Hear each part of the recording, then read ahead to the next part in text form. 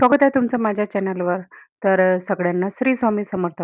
तर आजच्या ब्लॉगमध्ये मी तुम्हाला सांगणार आहे, की कोणताही सण असेल, तर मी अगोदर कोणती तयारी करून ठेवते आणि आपल्या मागं अनेक कामे असतात. म्हणजे घरची जिम्मेदारी, मिस्टरांची, माझ्यावर बाबांची सुद्धा आहे आणि त्याचबरोबर लहान मुलं असतात.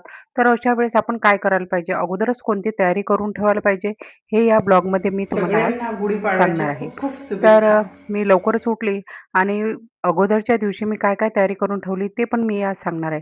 अगोदरच्या दिवशी मी मसाला वगैरे काढून ठेवला होता आणि बाकी सण असले कशात पुरण वगैरे करायचं असलं तर ते पण मी आदल्या दिवशी करून ठेवत असते. पण आज पुरण वगैरे काही करण्याचा बेत नव्हता. तर आज बासुंदी करायची होती तर त्यामुळे सकाळीच त्यांना दूध वगैरे आणायला सांगितलं होतं. तर सकाळीच दूध आणलं तर त्याच्या अगोदर मी 5 वाजता उठल्याबरोबर अगोदर डाळ टाकून दिली होती आणि त्यांनी सकाळीच जाऊन फ्रेश दूध वगैरे आणलं होतं आणि आता आम्ही बासुंदीची तयारी करत होतो. जर वेगळं काही करायचं असलं जसं पुरण वगैरे असतं तर ते आदल्याच दिवशी शिजवून ठेवलं असतं. तर मी थोडीशी आदल्याच दिवशी पुरं किचन क्लीन वगैरे सगळं करून ठेवलं होतं आणि 5 वाजता उठली होती. तर मी त्यानंतर जास्त काही आज वेळ लागला नाही कारण मी आदल्या दिवशी पूर्ण घर स्वच्छ करून ठेवलं होतं.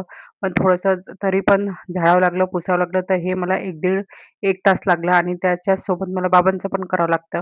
तर त्यामुळे हे करता-करता बराच टाईम होऊन जाते. त्यामुळे आदल्या दिवशी जर पूर्ण आपली तयारी असेल, तर आपण सगळं काही मॅनेज करू शकतो आणि आपल्याला पण दगदग होत नाही आणि आपण सगळं काही आपल्याला मनाला शांती भेटते, की आपण सगळं काही शांततेनं करत आहे. ही पूजा पण माझी लवकरच झाली होती. तरी 9:30 वाजले होते. अ, म्हणजे कारण जर घरात जर एवढे व्यक्ती असेल आणि सगळी जिम्मेदारी जर बाईवर असेल, तर अशा वेळेस तर आपल्याला अगोदर तयारी करणं तर भागच आहे. सॉरी. तर इथं माझे पूजा करणं चालू होतं आणि त्यातच स्वामिनीचं पण चालू होतं मागं-पुढं करणं. तर आज सहारा होती घरी, तर त्यामुळे ती दुकानात थांबली होती आणि ती पण दुकानात असल्यामुळे यांना वर बोलावलं आणि पूजा वगैरे चालू केली आणि सोबत कोणी असलं तर ते होते म्हणून सुद्धा आज माझं कामात मला हात झाला. कारण सोबत जर कोणी नसलं तर अजूनच वेळ होतो. तर आज ते होते आणि मुलीची सुट्टी होती त्यामुळे ते थोडंसं स्वयंपाक पण मध्ये त्यांचा आधार झाला आणि माझे पूर्ण पूजा वगैरे झाली तर मी माझे नाश्त्याचे भांडे वगैरे सगळे अगोदर किचन क्लीन केलं. त्यामुळे किचन क्लीन जर असलं आपलं, तर आपण लवकरच कोणतेही सामान आपल्याला लवकर दिसते. त्यामुळे अगोदर किचन पूर्ण क्लीन केलं, त्यानंतर स्वयंपाकाची तयारी केली आणि याला बासुंदीला तर 3-3.5 घंटे ते कमी याच्यावरच ठेवली होती. त्यानंतर ते आले होते आणि त्यांनी त्याची तयारी करणं चालू केलं होतं आणि माझी आता मी काय करते, कोणतेही असले तर लसण वगैरे आदल्या दिवशी निवडून ठेवते आणि हे पण करणं आवश्यक आहे. त्याच्या त्या दिवशी जर आपण केलं तर काहीच आपण आपल्याला दगदग होते, आपल्याच फ्रस्ट्रेशन होते. तर त्यामुळे आधीच सगळं करून ठेवा. इथं मी आता याची तयारी केली भजेचं भिजून ठेवलं होतं.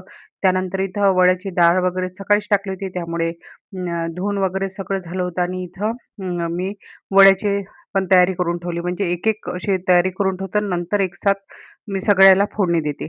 तर त्यामुळे काही तळणं वगैरे सगळं नंतर करते. तर सगळे याची त्यानंतर कढीची पण तयारी करून ठेवली होती आणि माझं असं आहे मी थोडंसं झालं तर पूर्ण ते ओटा करत राहतो. तर त्यामुळे जे त्यांनीच भांडे काढून ठेवले ते पण मी बेसिनमध्ये टाकत राहतो. त्यामुळे पण माझे भांडे वगैरे जास्त निघतात.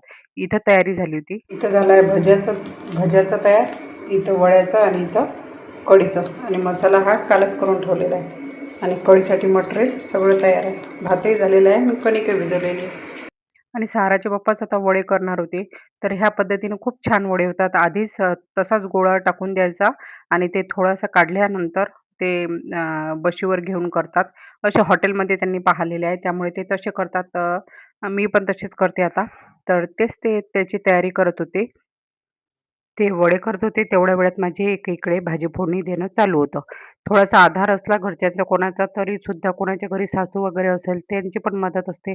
पण मला थोडीफार सण असताना यांची मदत असते आणि तेच तेवढी सुद्धा मदत झाली तरी खूप आहे. तर मी सासरी होती तेव्हासुद्धा मला माझ्या सासूची मदत असायची. उलट मदत नसायची, माझी मदत त्यांना असायची. मी वरवरचेच कामं करायची म्हणजे भांडी वगैरे घासणं त्या बऱ्याच एक वेळा बसल्या त्या स्वयंपाकाला तर पूर्णपणे त्या करत होत्या. तर पण त्यांना आता पॅरालिस गेलेलं आहे. तर त्यामुळे आता त्यांची आता माझी जाऊ वगैरे सगळं करते आता त्यांचं. तर असं होतं. तर अशी जर आपल्याला मदत असेल, तर खूपच छान आणि त्यामुळेच आपला स्वयंपाकसुद्धा लवकर होतो. तर हे पण एक आहे. पण जर एकटीवर जिम्मेदारी असली, आता माझ्यावरच आहे सगळी जिम्मेदारी, तर त्यामुळे मी सगळं आदल्या दिवशी करून ठेवते.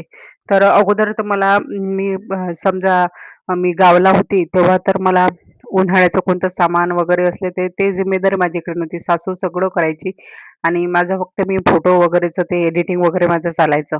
तर आता तर सगळी जिम्मेदारी माझ्या एकटीवर आहे, तर त्यामुळे मी आदल्या दिवशी सगळी तयारी करून ठेवते. किचन वगैरे चांगली क्लीन असली ना आणि घर वगैरे झाडून पुसून असलं ना, तर दुसऱ्या दिवशी तुम्हाला काहीच भारी जाणार नाही.